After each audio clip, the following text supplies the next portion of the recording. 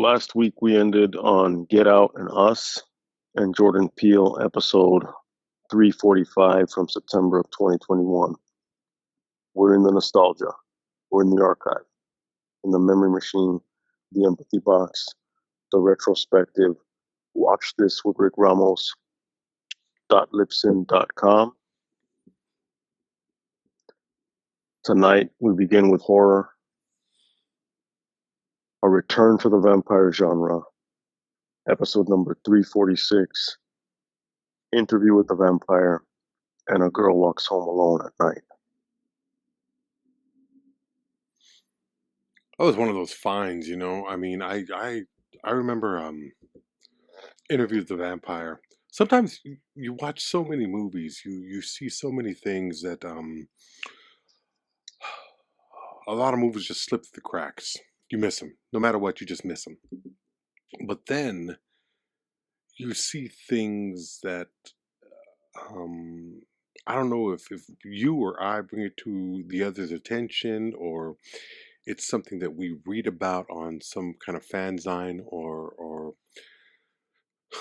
a listener brings it to our attention. But you find these other movies, and A Girl Walks Home Alone,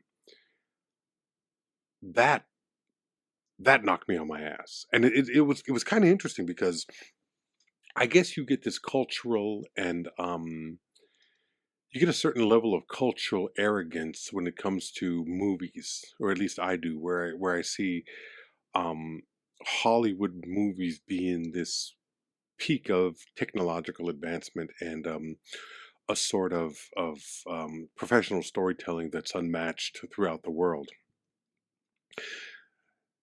But then, as you start exploring other cultures and other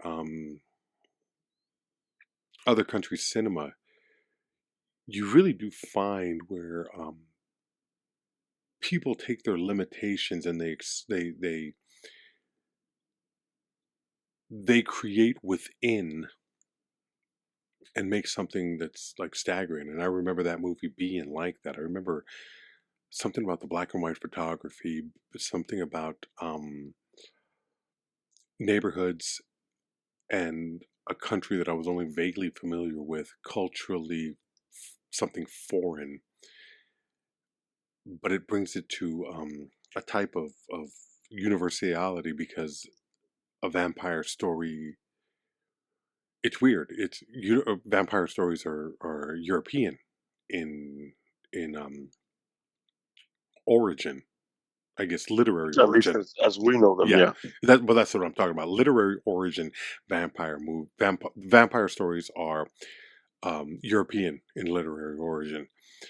But then you start to, as you study culture and as you study history in the world, it becomes quickly apparent that these these folk tales, these stories, these legends are universal. Really, they come out of every culture. They feed into every cultural milieu, and I think when you see something like that is so um, that is so commonly American through the power of American cinema, it really does. It really does open your eyes to the true length and width of film and cinema as a whole. I was really moved by that film, and it was kind of crazy because Interview with the Vampire was just kind of blah. It was interesting. It was fun for what it was. It was better than I imagined it would be, but it wasn't groundbreaking. It wasn't like a Nosferatu that would stay with me, whether it the Murnau film from the 20s or the 70s Klaus Kinski Werner Herzog film. It wasn't a weird kind of comical take like Fright Night or some of the other incarnations of American vampire films.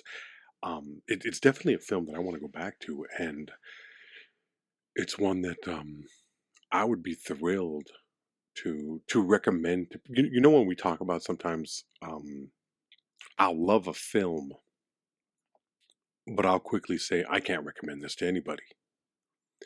Mm-hmm. And that's partly because you don't know how many people would recognize, and maybe that's arrogance, but you don't know how many people would recognize the artistic, the interesting artistic choices, and sometimes the brilliance of difficult material. That's not one of them. I would highly recommend that film to anybody, prefacing it with you may or may not like foreign films, you may or may not like subtitles, but if you give this movie a chance, I think you'll really dig it. I can't say that for something like Bad Lieutenant or Requiem for a Dream, or you know the kind of film that Mm-hmm. that is it's a stark difference from that for um, emotional and or political or sociological reasons.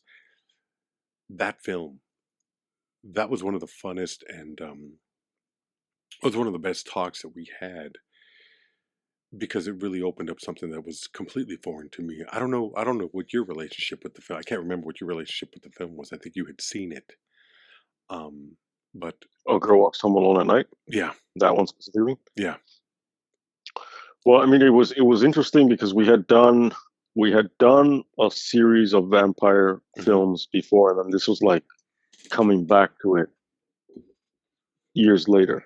Um, Yeah. which again, this is what we're doing now. And we're gonna do that. Nosferatu. There's one on the horizon for the end of the year Hmm. coming as well. So I mean, to pair these two movies was interesting because they're so far apart, um, and like generationally, um, they were very different in that. So, Interview with the Vampire was came at a time that there was a kind of cultural underground slash pop or mainstream like resurgence of vampire lore and material and stories, which was in the 90s. Um, so there was a resurgence of Anne Rice material. I remember that. Um, Yeah. so it comes at a time when you get stuff on TV like Buffy the Vampire Slayer. You're getting um, books by Catherine Ramsland, who also is a psychologist who also is like studying um, Anne Rice and writing about Anne Rice, and also writing about kind of vampire culture on the club scene, and like the disappearance of a reporter in the late 90s and stuff like that. Um, Vampire Masquerade, um, kind of these role playing games, and people starting to. Um, there's features on Inside Edition and all this stuff about like goths, but also and it's just like a '90s resurgence of goth culture, but also like where it overlaps, if at all, but it does with vampire culture, and some of these bands, Nosferatu, you know what I mean, that are playing with all this stuff. So, Interview with the Vampire, I, I think now it can seem a little bit dated in a weird way. Yeah. But it comes at a time that and it helped usher in that as well. That it made sense for that time, and there's a young Brad Pitt. It's Christian Slater, and it just it's of a certain time. Yeah. It's very much a '90s artifact. It's Yeah, and then you pit that against this Persian film,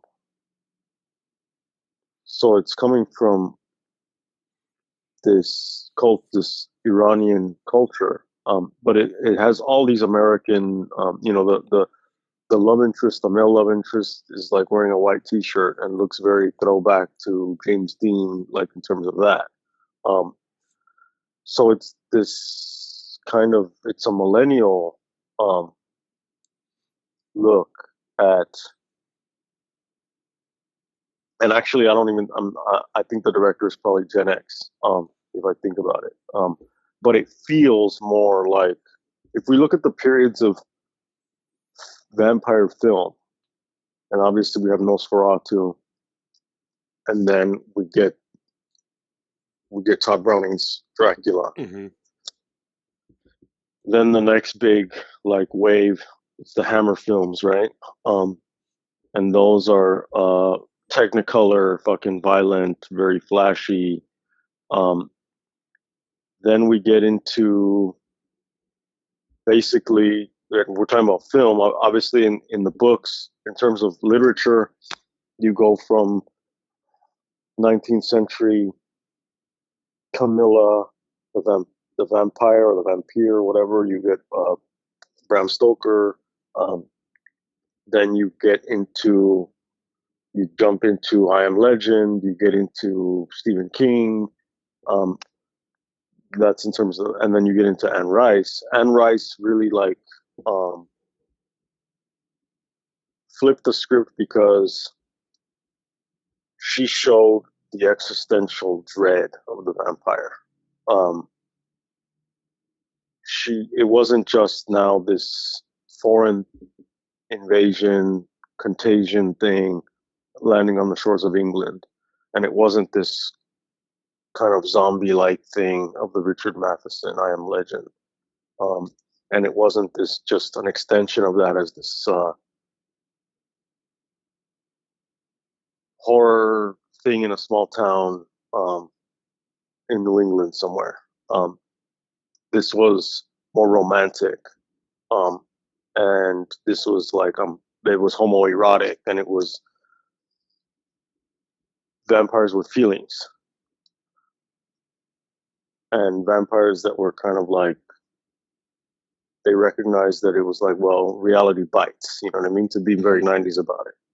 Um, and to make a pun that I didn't intend to make, but I guess it's cool. Um, whereas now we get into A Girl Walks Home Alone at Night, and it's and then so you get all these 80s, and then you get the 90s vampires, Blade, all that stuff, and then you get fucking like the millennial vampire is it's fucking Bella and that guy, um, and it's a love triangle between her and the vampire and the werewolf, and it's Twilight, and it feels of that time, in the same way like the Hunger Games is kind of an analogous to that too, because it's like this love triangle between the bad boy and the reliable guy, and it starts to become more like romance novelty, um, versus horror, gothic horror with romance, because that's part of it. It's a different thing.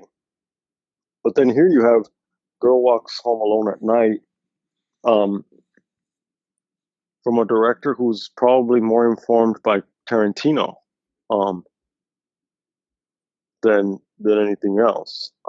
But now you have it's a female vampire perspective in Iran, but it's like Persian American. It has like these pop cultural references. The vampire female character is kind of like a badass. She has a vulnerability to her. She's wearing the chador. Already culturally, post 9/11, we have all these ideas of what that means. Like, and people I think coded into them is this idea of like oppression and all this and that. But now it's because it's also like to an American audience as well. It's like, oh, this is mysterious. This is elegant. This is wow. But she's a vampire, and she's avenging these other characters, and you're rooting for her. And then there's a love story there, but it's not necessarily cheesy like Twilight. There's something there. So it's mixing all these elements, and it's something obviously old if it's a vampire, but it's or vampires are old and they live forever, but it's also something that's very new. So refreshing. And I remember, so going back to had I seen it, was I familiar with it? Yeah, I was. I had rented it, however long before I recommended it to you. But the thing was, I wondered if it was going to have an impact on the culture, Yeah. or if it was something that was coming out of broader movement, and that if we were going to see more characters like that, if there was going to be more of that. And now this film is like 10 years old now, and it feels like it just came and went. Well, that's the thing, and that's the overpowering strength and influence of American cinema, Hollywood cinema, is such that it has destroyed every other form of every other country cinema. There was a period where I think the only two countries, I think the only country that makes movies on par and does equal box office in their country comparable to American films released in foreign countries is Bollywood. Bollywood is the only film industry that the Japanese film industry has been hit. Hong Kong was very strong throughout the 70s, 80s, and 90s. That has fallen off. Russia, Italy, France. I mean, you still see movies coming out of these places, but not with the power that there is no Fellini, there is no, and I'm not talking about the stature of that type of filmmaker. There's no Fellini, Kurosawa, Bergman, Antonioni.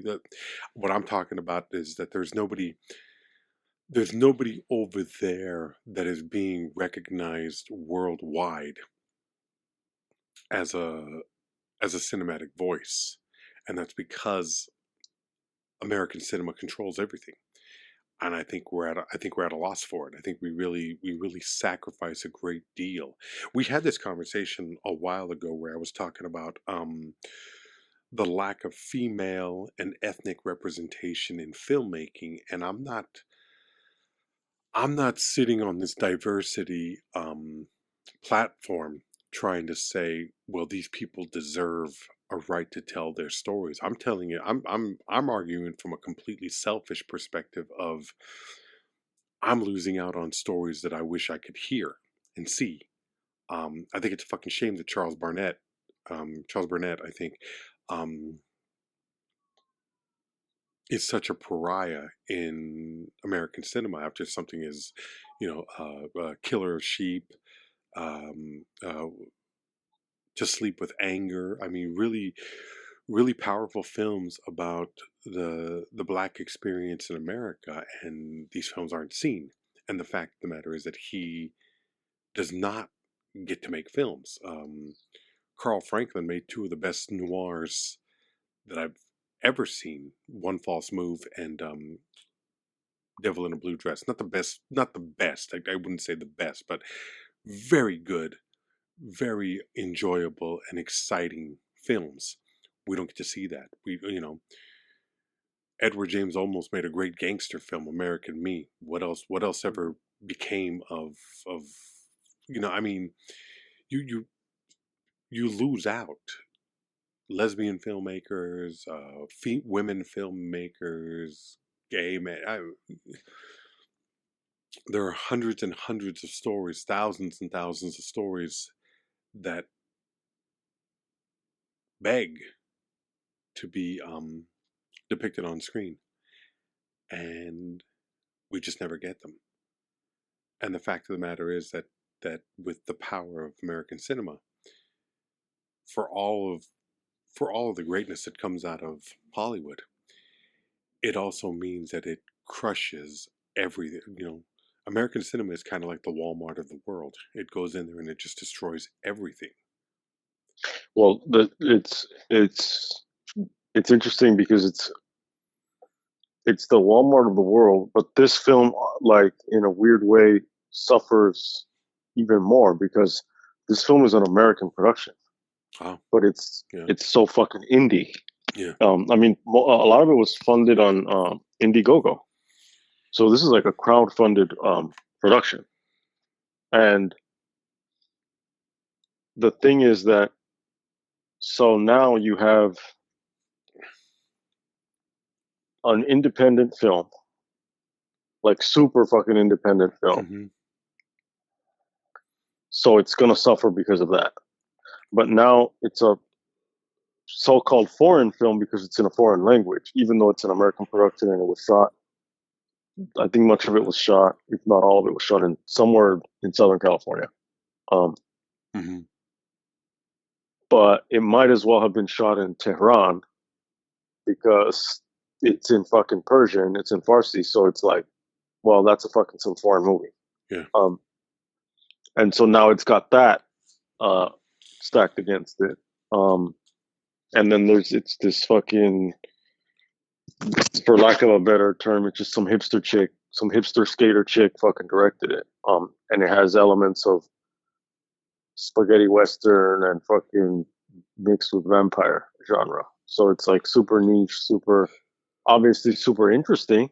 And I wasn't expecting more vampire spaghetti western pop culture like little gems to come out of that. I was just wondering like if it was a sign of something that was happening, and it was just kind of, it's just so much of its own thing. Well, it's also an affirmation that there are quality stories out there that aren't being told. For sure.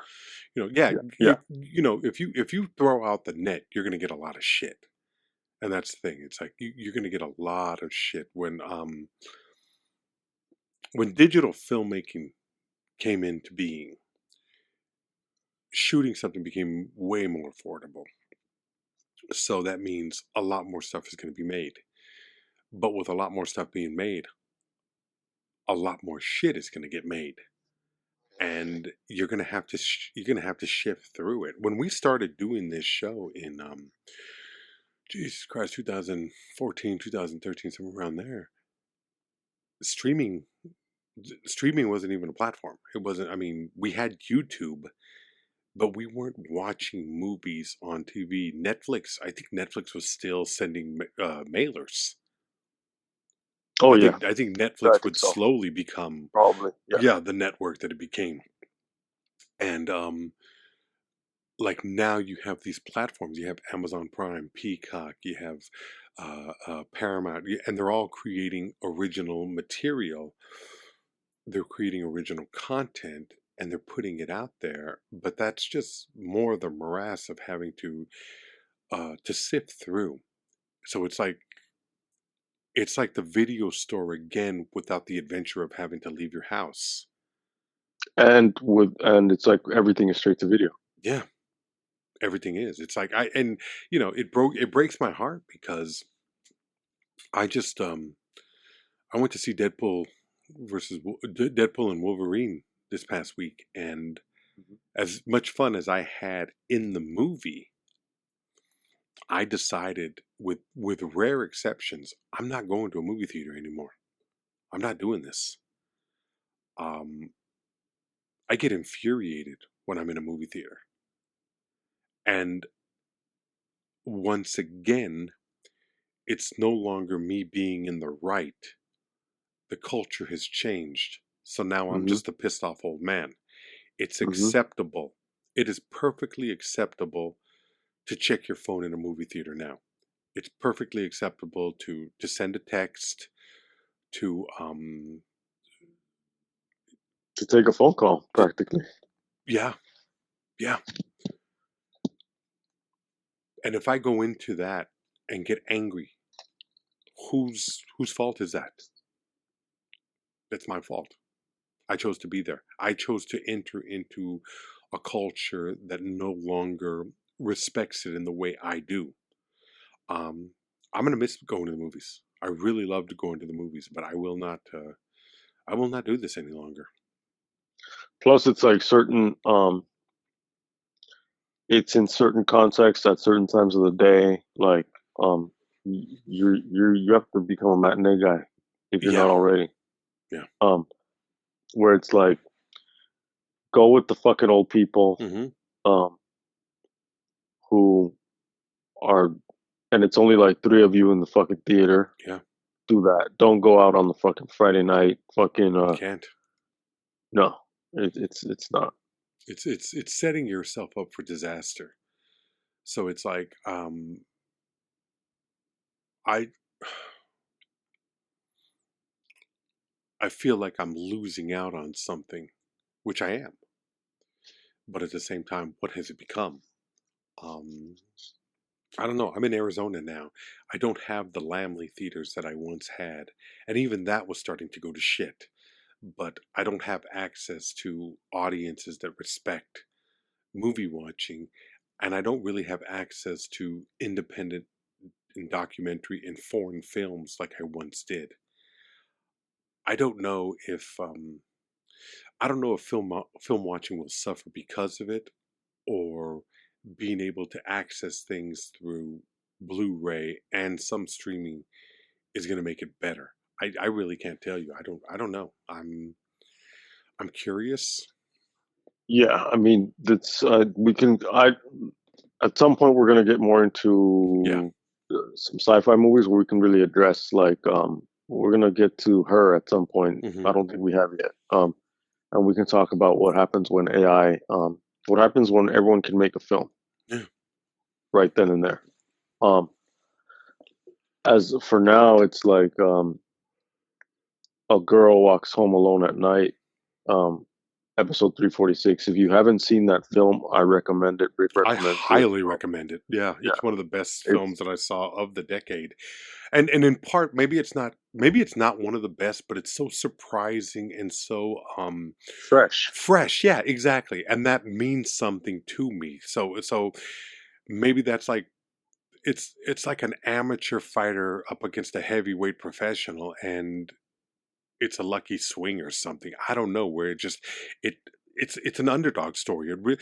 The film itself, not the narrative that you're watching on screen, but just being able to see the film and talk about it is an underdog story, because it's something that should have disappeared into the ether. It should have just gone away. Um, I don't know. I don't know a I don't know where something like that would find an audience, but I'm so glad that a lot of people have found it. And I'm, as egotistical as it may sound, and I think we've earned the right to be somewhat egotistical after doing this shit for 10 years. Um, if we opened up some people's perception to seeing a movie like that, or to seeing that movie in particular, I'm very proud of that. Hopefully we Yeah, I brought mean, it to look, the attention of some people, and they've embraced it. our our appeal, and this is kind of the future. It's like appeal is not as broad. It's not broad, but it can be deep. Yeah. And so there are people who have been listening to us for fucking 10 years. Oh yeah. Um, Yeah. and they will continue to do so because we are now in that relationship. Yeah. Most Um, definitely. and then I'm not to take it for granted. I'm just saying like they're like we have that connection um, where we have people in mind that we're talking to, not only one another, but we have people like we may not know you guys Yeah. on that level, but we're we have it's as if we're at this big table and we're all there and we're talking, but we can hear you too. Um, and so it's like we know that you know, and we want you to know that we know. And so watch this film. I don't think you'll be From there, disappointed. Yeah. no, from there we went into Alex Proyas, The Crow. That was Which really interesting. Go ahead. I'm sorry. I'm looking at the kind of like headline or whatever for the thing. It was called "Missing the Mark," Yeah. and I'm just like, wow. Um, it's just crazy because I don't remember like how we came up with that or who came up with it or whatever. But it's kind of like the first thing I think of was missing the mark, and it's like, well, the star died because he got Yeah. shot in the stomach. And um, so That was never that intentional. We were not making a joke with that. What we were no, I know, talking, yeah, I want no, that. I know. Yeah, we're talking about the film. Yeah, misses the Mhm, mark. I mean, yeah, I think everyone gets that, yeah, but it's kind of like, whoa, like that's a maybe we, little yeah, that it just sounds a little it sounds clever in a fucking tone deaf yeah, um or kind of insensitive way, which yeah, is, I mean, look, we've never been insensitive. I'm just looking at it. This is what we're doing. We're yeah. going back and looking at shit and going like, oh wow. Right.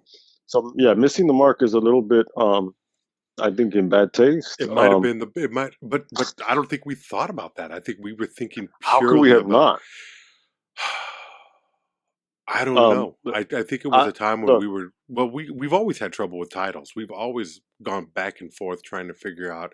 it's not Um, trouble. It's that it's collaboration yeah, creates it creates yeah, collaboration. yeah, Um, so I mean, I'm not losing. I'm not fucking gonna whip myself over it. I'm not no. losing sleep over it. But it's interesting that that's what we picked. Hmm. No, you're right. And But now I think we wouldn't. Oh God, I maybe I we don't know didn't how we care at that missed it. point, I don't think so. I or don't think maybe we're it was that just, insensitive. I or, don't think or we've maybe ever it been was that just like, insensitive. fuck him. Who cares? I don't know. No, no, I don't I think don't so. think so. But what I'm saying is, I think we do become more self-aware the longer we do this, and I think we're aware of like Oh, I agree with optics and that. we're Yeah. aware of what we say. But that's interesting. That's the first thing that jumped out at me was missing the mark, and it's like, um, you wrote, we discussed how the film misses the mark, and the ideas we have in blah blah that would have moved the film in the direction of the masterpiece that it deserves to be. Obviously, missing the mark is what we all think it is. Yeah. It's just kind of like, oh, okay. And then like now we're looking at this from the perspective of like that Rust incident and the death that happened with Alec Baldwin and that production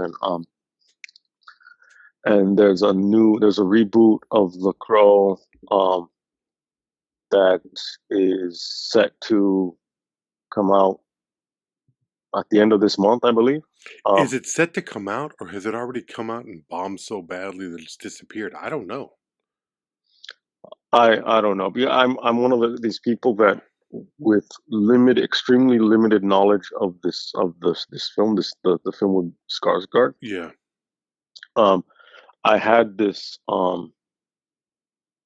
really like sour reaction to it. And I don't know exactly why, because built into the first one and built into the discussion that we had back in September of 2021, um, which is not that long ago, but it still feels like long ago.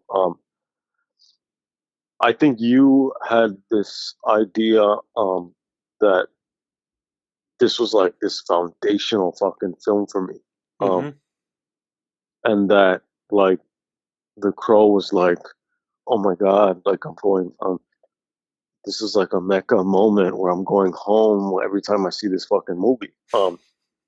And I mean, I can say that like there are aspects of that when I see Blade Runner. Yeah. Um, there are, you know what I mean, like just for whatever reason.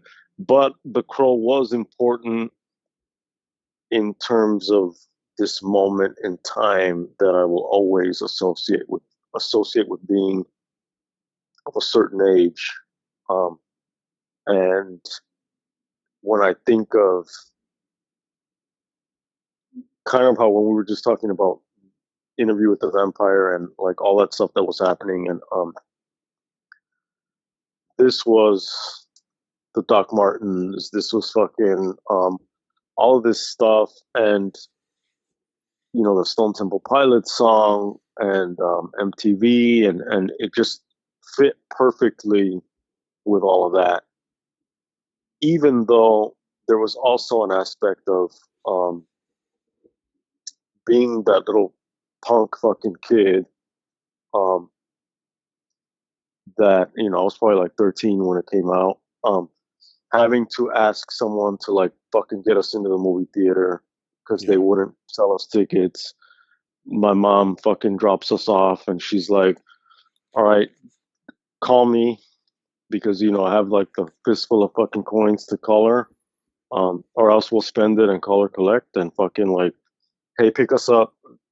Oh yeah. Collect call from hey, pick us up at the theater. Bye." Um, That move. I remember that move. and because that's probably it's Street Fighter 2 is going to get all the coins and not my mom. And the okay, don't embarrass me, get out. Um, that and then having to be like, hey, we're not going to sit with you. Can you just get us into the movie? And the shrug and like, okay, fuck it. So then now we're seeing the movie and even then we're like, oh, this is fucking cool, but on some level we're also like, oh, that's lame. Oh, that's lame. Like very quick to fucking like parse out like what's cool and what we think fucking sucks. Um, and not being completely like taken in by it and being like, oh my god, this is so fucking everything about this is amazing. Um, whereas something like a Jurassic Park, it was just kind of like, oh, this is all just fun and cool. Um, you know what I mean? So it was like even then to have that kind of distinction in one piece of material to be able to say, I don't like this, I like that. This is cool, and that's how everything was translated. It was more like this is cool and this is not. Um, and understanding like, oh, this is kind of cheesy. Um, but to look back on it now, and the girl character tells him like, all right, later. Um, and it's like, fuck, like this is how we spoke. This is how, to a certain extent, I still do. You know what I mean? And still with the Doc Martens and the fucking attitude or whatever. So I don't know if just because of all that stuff is and the nostalgic aspect is built in to see a new version of the Crow. Maybe it just looks fuck. Maybe it's just a little kid in me going like, "This looks fucking stupid. I don't like it." Simple as that. You could look at it that way. This looks stupid, and maybe the weight of the first film bears down on it so heavily. But you could also look at it from the perspective of maybe they'll get it right this time. I don't know. I mean, it was weird because I had heard so many great things about this film, and it's such a staple for, and that could have been the way I imagined you had felt about it because maybe I was projecting everybody else's attitude about this film onto what I thought Or you or know. just kind of like a like kind of there. I think there's also just kind of like when we stereotype our Hmm. friends and Yeah, or anyone, and it's just kind of like, oh well, that's something that he'd be all about. yeah, yeah. Um, But I remember, I mean, this could. I just remember looking at it and thinking, this is a director I like. I've liked some of his work before. This has the potential to be something great, but it's because that was Proyas, right? hmm yeah, And Proyas did Dark City, right? yep. Okay, so if you can make something as great as Dark City, which we've talked endlessly about how much I love that film, um, but that's an underground that was like an underground project where I really don't think they were paying attention to what he was doing. And he was able to get a hell of a lot more out of the budget than he really had a right to get out of the budget. Um, He did The Crow first, though. he did The Crow first. Oh, well, maybe that's the thing is that the visuals of The Crow, because the visuals of The Crow are pretty great. There's some moments. I mean, he creates a world. Yeah, for sure. That is on point. It's everything else about the movie that falls falls short. I And I mean, think it was based on what he would later do, it was probably going to be a better film, but it was studio interference and the hopes that Brandon Lee would be this huge star because he had only done a couple of films. I think he did a film called Rapid Fire, Showdown in Little Tokyo, and then this. he was set. Plus, with the famed lineage that he carried into the Yeah. movie, I think they really counted on him being a '90s superstar, and who knows if he would have or he wouldn't have, but it ended in tragedy. Yeah.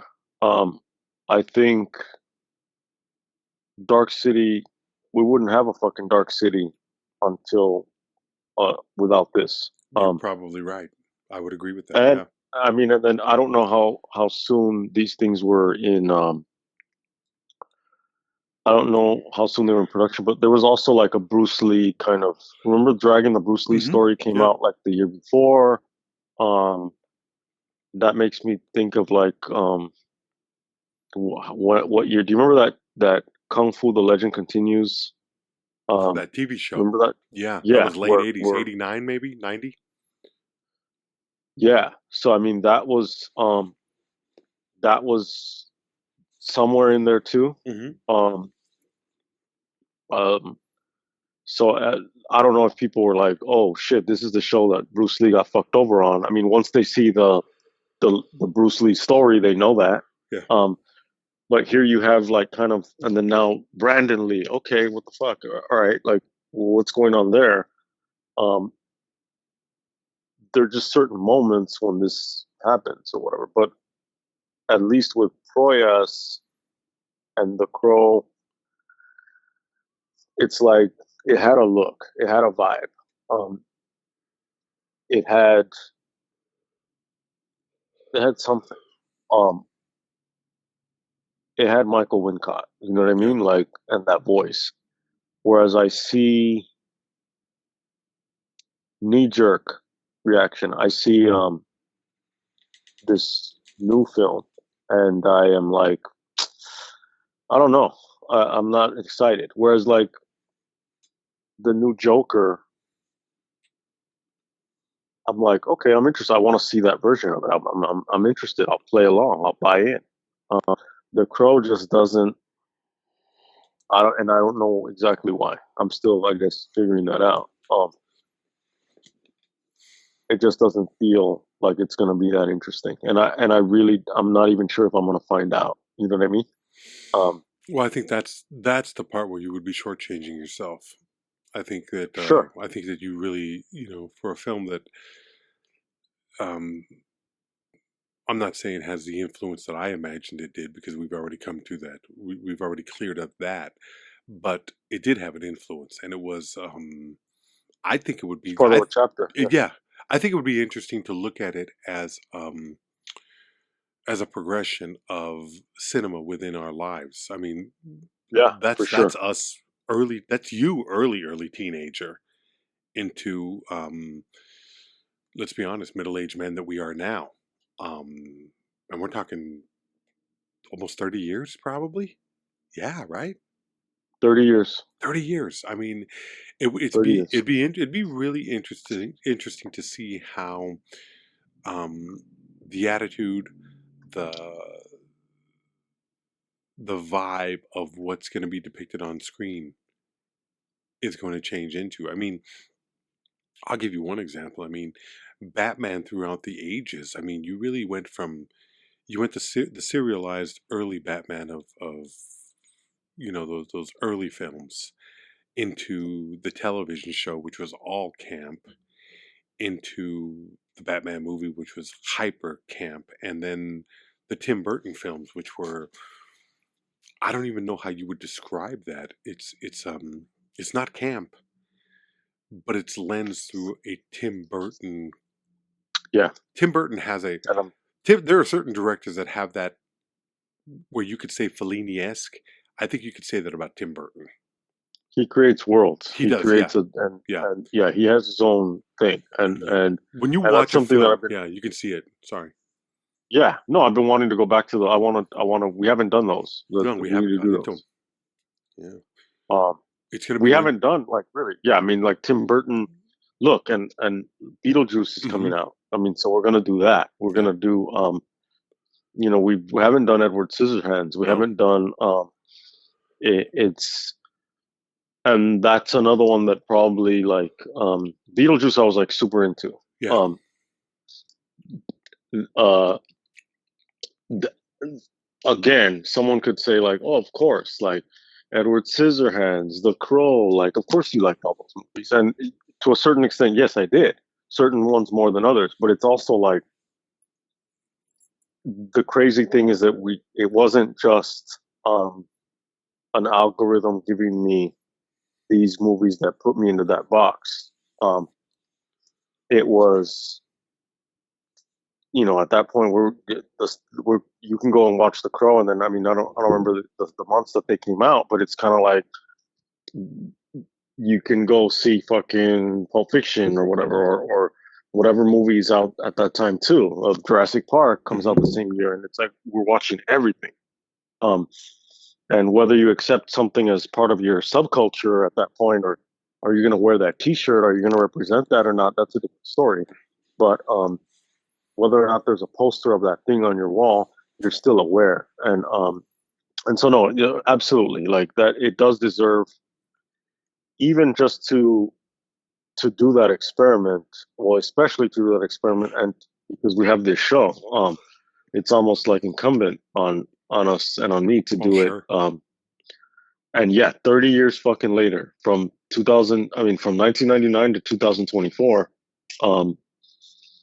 like, fuck, that's, but sadly, the idea of just putting it within that context is more interesting than actually what I think the film will be itself. But sometimes that's what it is. It's the exercise Yeah, rather than the yeah, the for experience sure. of it. So it's like you might not like something, but there's a cultural examination that becomes necessary if you're going to really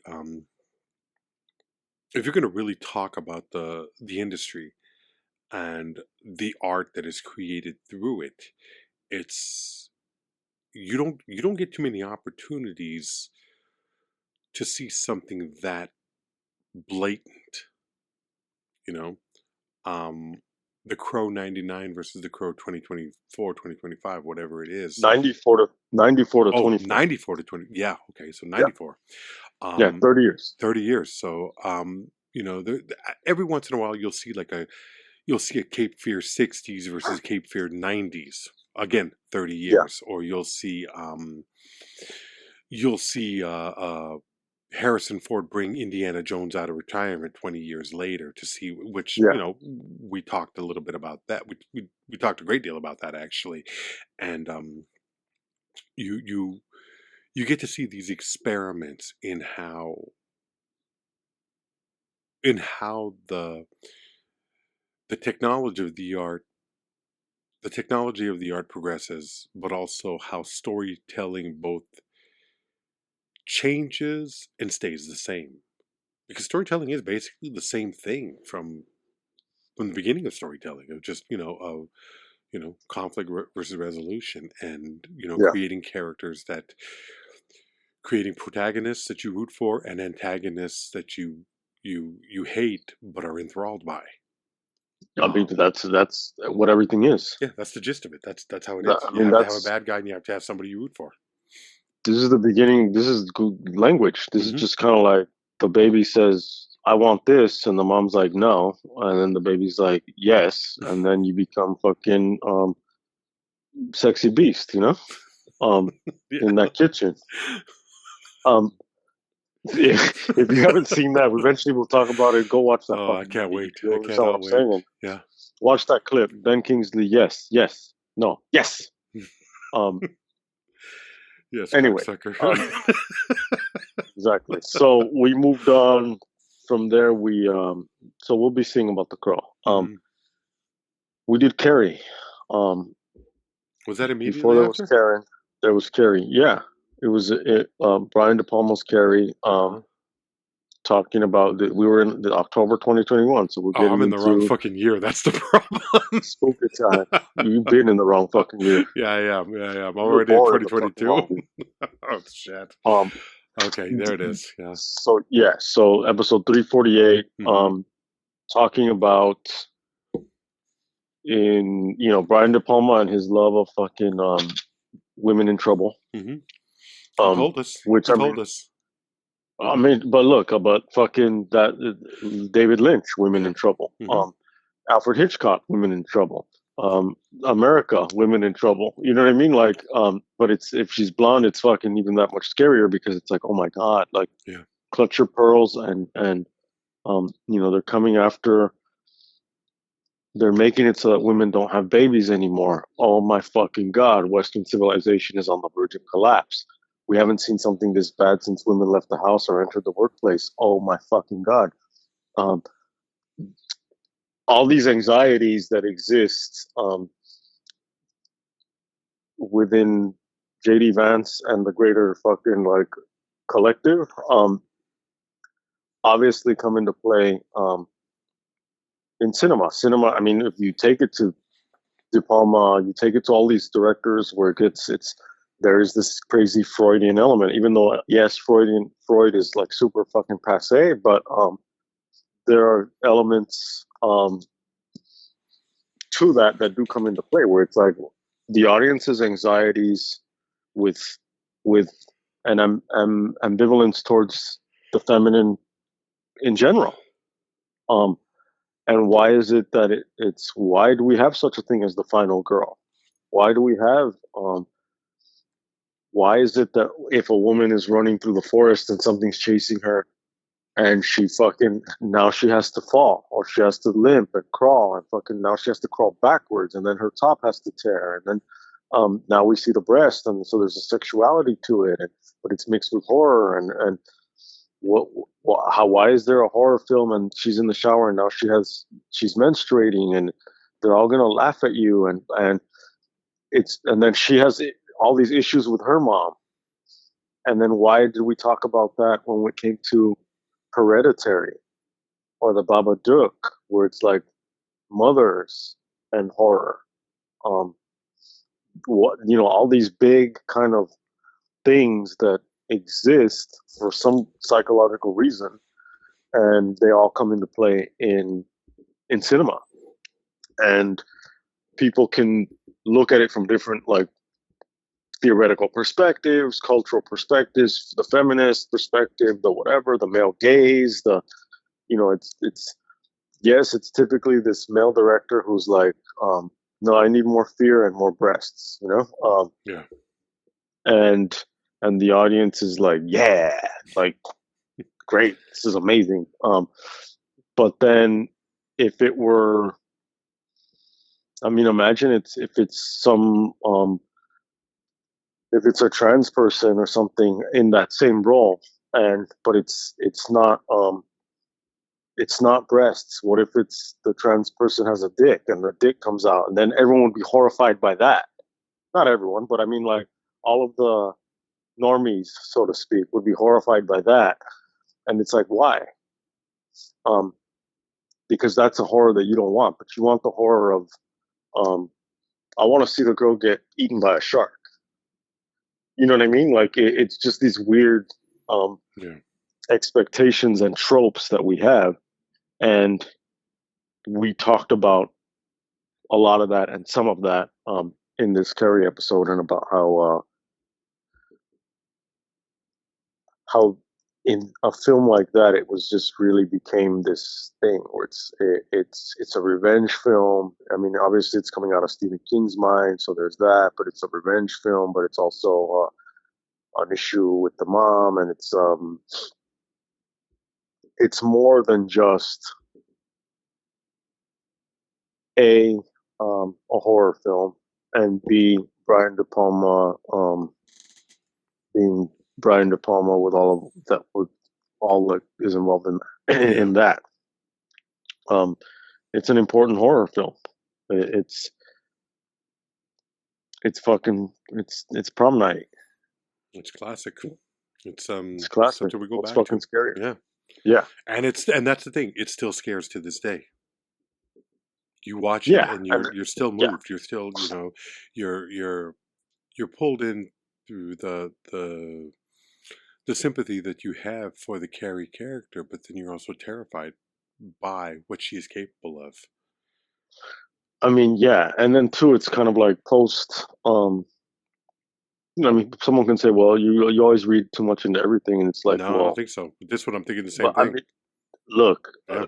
I'm thinking post fucking Columbine. Yeah, that's exactly what I was thinking. This is I was gonna say this is Columbine before Columbine, but it's weird because there are people cheering for Carrie for her getting her revenge for Carrie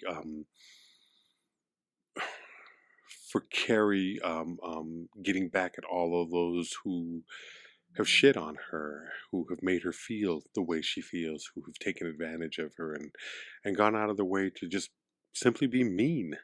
Um, you look at that kind of thing and you start to wonder, well, where else have I done that?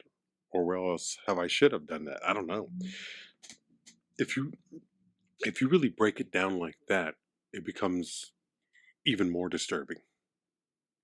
Yeah, for sure. I mean, and then I mean, like even there's a lot of there are many questions around this guy who attempted to assassinate Trump, and it's like, was he one of those guys that like the guy that gets bullied, you know?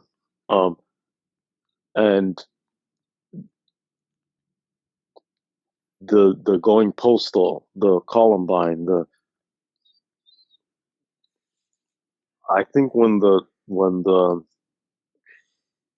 I think the day that the that shooting, the almost assassination happened, I think at that point, I think I looked it up and don't quote me. I'm saying it because I think this is what happened, but again, memory is a strange thing. Let's pretend that I'm right. Um, I'm willing to go there. it was like fucking like one of like 58 shootings at that point in the United States, like up until that time of day. Um, that were these trackers because you can look up and it's like how many shootings were there today, and there's mass shootings like every day that you don't even hear about because they're too boring. You know what I mean? Like they don't make it because Rene Russo's like next. What part of town? Um, Yeah. give me if you know the throw out that reference. Yeah. If it bleeds, it fucking leads. You know what I mean? Like so Nightcrawler. Um, but yeah, we went from Carrie, we went right into Sam Raimi and Bruce Campbell, fucking Evil Dead. Well, that was kind of The, interesting because we were going from true horror into comedy horror, back into true horror, and then into what do you call it? Mythology, legend. I mean, we had a real mix-up of what of the horror genre in that lead up to Halloween. We were really playing with the genre itself and seeing what it had to offer. And I think Army Evil Dead. It was strange to go back to that first film and see what a horror film it was, in contrast to Evil Dead 2, which, as as you could expect, you were a bigger fan of Evil Dead. I was a bigger fan of Evil Dead 2, and then Army of Darkness was just this fucking batshit crazy good time. Um, but I loved the inventiveness of it. I loved the hero making that that Sam Raimi and Bruce Campbell put together for this Ash character, who is just I. If you're not familiar with it, and I obviously you're familiar with the first three films, but you didn't watch the television series that came 30 years later. A right. lot of fucking fun.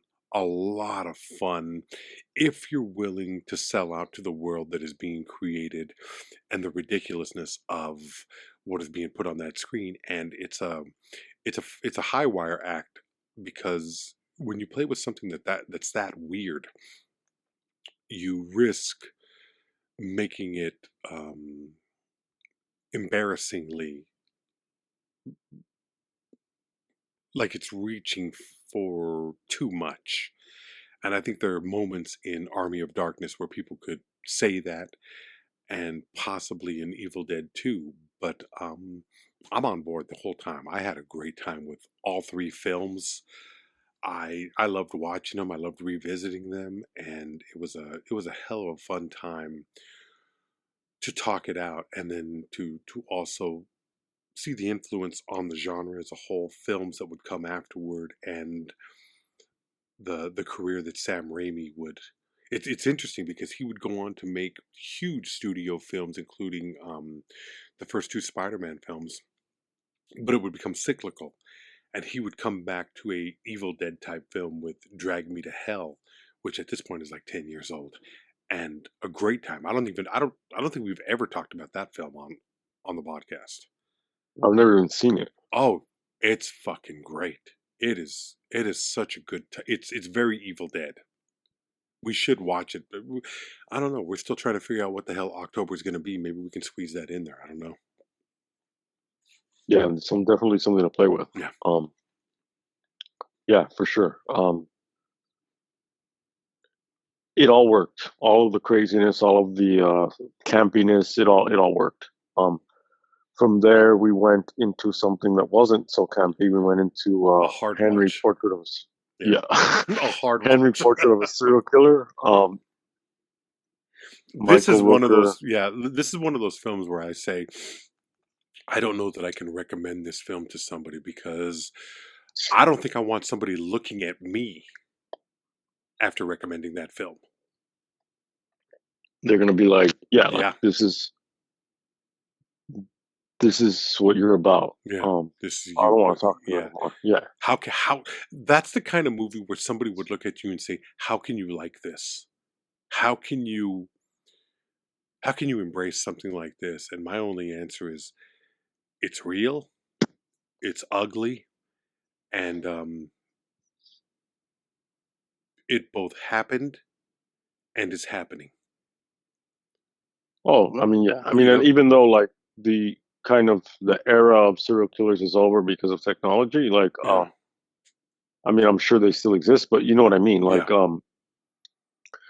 but yeah, this is not one that like you're meeting someone for the first time, like on this like kind of lighthearted coffee date to get to know someone, and they're like, "Oh, you're into films. Like, what's your favorite film?"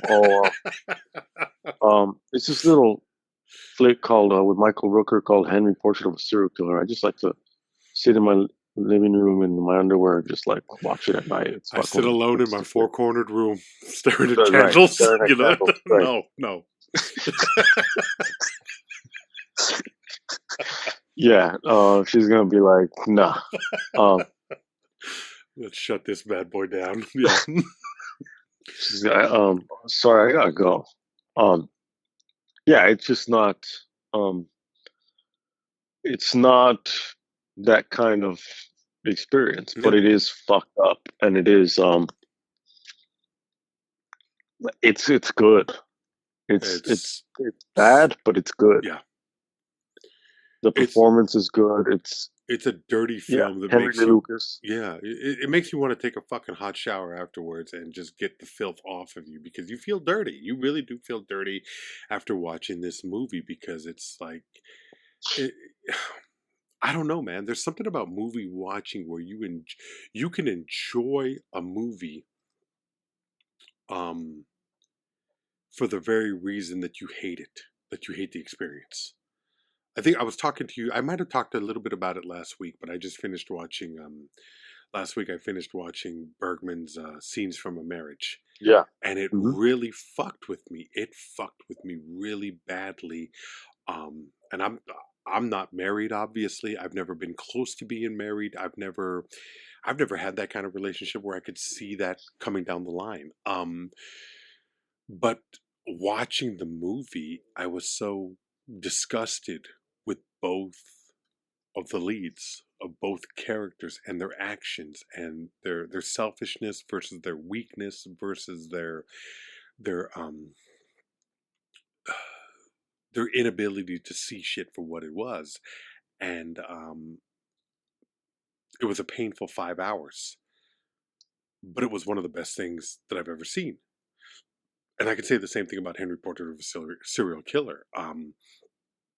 To know that they were able to get on film, it's almost like, you know how a lot of people say that Chainsaw Massacre the Tobe Hooper original, is probably scarier because it looks like it's really happening. It looks Yeah, like documentary footage almost. yeah. People say like, "Oh, it looks like what a snuff film would be." Yes, yeah, and they're probably, I don't know. That's the snuff film that you create in your head, but it's accurate. It's an accurate description. Henry Portrait of a Serial Killer looks like a fly on the wall kind of capturing of that life. And by the time you get to that centerpiece of that film, that videotaped um, home invasion, you're disturbed. You're fucked up Hmm. because, and I think it does exactly what you can make. The Wolfman, you can make the Invisible Man, you can make vampire films because and you can walk away from them knowing that shit doesn't exist in the real world. Henry exists, but Yeah, even yeah. that is a foreign idea until you see somebody in such an amateurish way being held down on screen. And then this cocksucker goes and has the son come home unexpectedly. I I don't know. I don't want to know the person that doesn't bother. Yeah. It's yeah. I mean, it's deep. It's deep and dark, and Yeah. that's what horror is. Um, from there, we did do the Wolfman. Mm-hmm. We looked at all the way from the Wolfman through references to Frankenstein meets the Mm-hmm. Wolfman, Abbott and Costello meets Frankenstein, House of Dracula, all that stuff, all the way through the The Emily Blunt, Benicio 2010s, del yeah. Toro, um, and and how that kind of what was lacking with that one, Mm-hmm. and I remember referencing Emily Blunt and Benicio del Toro in Sicario. Mm-hmm. And there's actually a reference to wolves in that film. And it was kind of like this gift that the universe gave me to mention this. Well, because I went back to it and I was like, oh shit, this shit talks about wolves. Um, because that was, and I remember it's kind of the punchline of the fucking episode, but you should still listen to it. Episode 351 is because there's other shit we talk about, obviously, but it was just kind of like that dynamic was more Little Red Riding Hood and the Big Red Bad Wolf, or Wolfman and the Damsel, or whatever, than in this film. Um, so it's interesting how sometimes you have. I've said this before.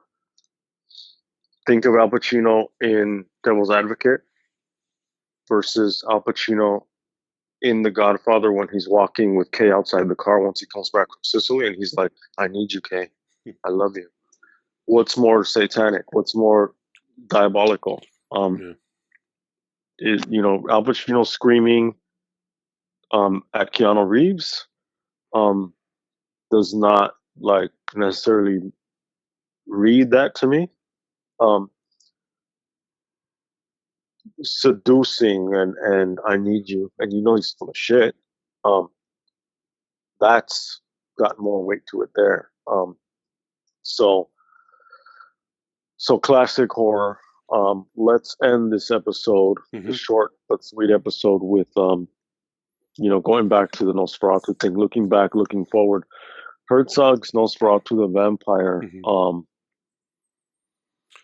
And Herzog is one of the few directors that I give that motherfucker carte blanche to make anything that he wants. If he wants to remake anything, even something that I consider sacred, Herzog is going to bring a level of Herzogian craziness to it that Mm-hmm. elevates it. Um, my feelings about Abel Ferrara's Bad Lieutenant are, if you listen to this episode, if you listen to this show, are well known. And I went into Bad Lieutenant Port of New Orleans or Port of Call or whatever the fuck it's called with real reservations. This is before I was a Herzog fan, and I walked out of it recognizing that this was a genius. This guy is a poetic cinematic genius, and I'm making time right now to go through all of his. I have, I think I have two Herzog collections, and I'm making time to go through all of them because whatever it is he puts on the screen, I think is beautifully realized. And you could ask yourself, well, what the fuck are you going to do with Nosferatu that Murnau didn't already do?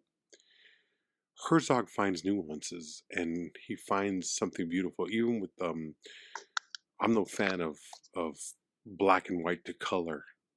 I would always, I mean, there's a part of me that wishes he had done it in black and white, but the color that he used, it's brilliant.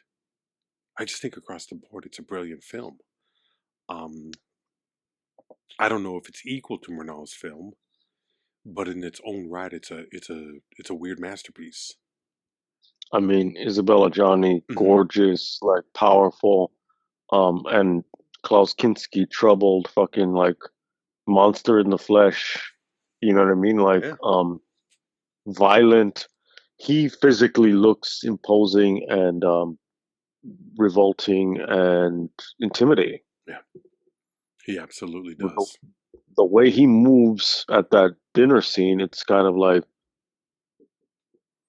everyone else played it as like, okay, welcome to my home. I'm not gonna eat because I'm a fucking vampire, but you don't really know that, but you're gonna be creeped out. But I'm just gonna sit here while you eat or try to eat and be creeped out. Um, this is more. Now I'm gonna get in your fucking physical space and like it feels like it's like, are it? Is it like, is this person gonna try to rape me? You know what I mean? Like it's that much like in your space where it's kind of like just the him getting near you is this weird violation. You know what I mean? Yeah, And and it's like, well, kinda, he is gonna kind of do that. He wants to penetrate you with his teeth. Like, whoa, you know? It's fucked up. It's kind of the sense of it is on par with going back to the Henry Portrait of a Serial Killer. It's kind of like if he were to follow someone down some dark street and like push them up against the wall and like be right in their face. The heart wrenching, heart pumping like sensation of that is the same thing as being at the dinner table with fucking Dracula, with this Nosferatu character that Werner Herzog creates, and then to see the Bruno Gantz and all that happens there, and it's more physical, it's more rugged, it's more primal. Um, to see the ending and you're like, oh shit, okay. yeah. When and the potential for a sequel like that creates, which nothing came of it, but um, and then there was a that vampire Nosferatu in Venice or whatever film that Klaus Kinski ended up doing, which was just a fucking horror show, like in a different way. Um, Well, that's what happens when you don't have somebody who is as sensitive and as artistic as Herzog. yeah, Herzog's crazy, but in the best, most artistic. He Herzog different, but very much the same to a Jodorowsky. There's a beauty to what they do. You get a sense of pure joy and determination in them talking about um, the projects that they want to do.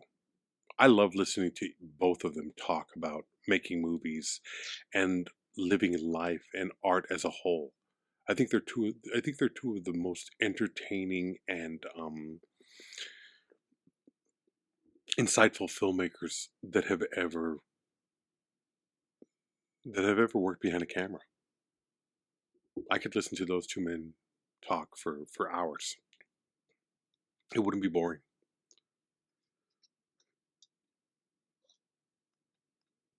Definitely something to go back to. It's we're approaching that season. We're in summer, but it's always like fuck summer. Once one, at least for me, because you know The Crow was such a foundational piece of cinema, and I fall into that genre. But once we get out of the back to school retail space, it's like, you know, you see things on Instagram of like those assholes like who fall into that of like, oh, this was such a fucking I'm such of that genre. It's like everyone can't wait until they go into the stores and you start to see Halloween bullshit, and it's like, okay, finally fall is coming. Finally, like we get out of this like summer loving fucking bullshit, you know? Like no more beach days. Bring me the dead trees. buymeacoffee.com/watch Rick Ramos. buymeacoffee.com/watch Rick Ramos. This episode goes to Tommy Tickle. Thank you, sir, for sending the caffeine, spreading the love, doing all that you do. Keep in contact. Keep it up. Thanks to everyone for following us on this masturbatory journey that we're on, and for participating. We'll see you next time. We're not done yet. We have decades more to go. Thank you. We will be in touch.